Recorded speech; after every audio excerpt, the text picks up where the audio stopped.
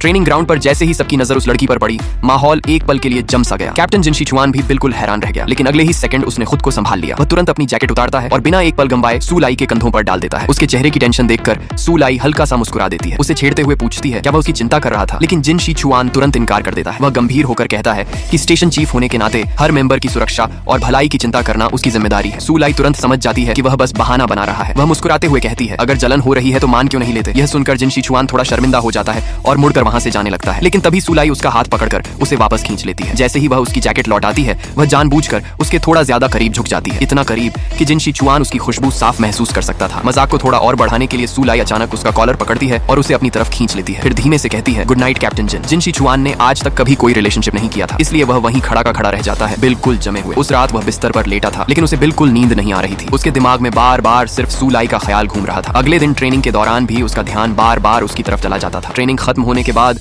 काफी देर तक सोचने के बाद आखिरकार जिन शिचुआन ने सू लाई को आवाज दी, जो जाने का नाटक कर रही थी। वह उससे कुछ काम की अरेंजमेंट्स पर बात करना चाहता था। शाम को मीटिंग रूम में जिन शिचुआन पहले ही पहुंच गए। असल में वह चाहता था कि सू लाई उसके पास बैठे, इसलिए उसने अपने पास वाली कुर्सी खास तौर पर उसके लिए खींच कर रख दी। सू लाई उसकी छोटी सी चाल समझ गई, लेकिन उसने उसे कुछ नहीं कहा। दोनों गंभीर चेहरा बनाकर काम पर चर्चा करने लगे, लेकिन तभी अचानक बाहर जोरदार गरज के साथ बिजली कड़कती है। आवाज सुनते ही सू लाई घबरा जाती है और तुरंत जिन शिचुआन की बाहों में जा गिरती है। तभी पता चलता है कि कई साल पहले आए भूकंप के बाद से सू लाई को तूफानी रातों से बहुत डर लगता है। उसे इस हालत में देखकर जिन शिचुआन का दिल कसकर दुखता है। उस दिन के बाद से जब भी बारिश होती, वह अनजाने में सू लाई की चिंता करने लगता। एक रात तेज बारिश हो रही थी। जिन शिचुआन एक छोटा सा नाइट लाइट लेकर उसके कमरे में देखने जाने ही वाला था कि तभी उसे अचानक खबर मिलती है 2 सर्च एंड रेस्क्यू डॉग्स गायब हो गए थे और सू लाई उन्हें ढूंढने के लिए पीछे वाले पहाड़ की तरफ चली गई थी, लेकिन अभी तक वापस नहीं लौटी थी। ये सुनते ही जिन शिचुआन घबरा जाता है और तुरंत उसे ढूंढने निकल पड़ता है। उधर सच में सू लाई के साथ हादसा हो चुका था। कुत्तों को ढूंढते हुए वह इतनी ध्यान से आगे बढ़ रही थी कि उसे पैरों के नीचे का खतरा दिखाई ही नहीं दिया। अचानक उसका पैर फिसल जाता है और वह सीधे एक गहरी खाई में गिर जाती है। गिरते ही उसके पैर में तेज दर्द उठता है। वह अपना पैर हिला भी नहीं पा रही थी। ऊपर से आसमान में लगातार बिजली गरज रही थी। डर के मारे सू लाई अपने कान ढक लेती है, लेकिन तभी पिंग आन नाम का रेस्क्यू डॉग रास्ता दिखाते हुए जिन शिचुआन को वहां तक ले आता है। कुछ ही देर में जिन शिचुआन उसे ढूंढ लेता है। जैसे ही सू लाई उसे अपने सामने देखती है, वह तुरंत उससे लिपट जाती है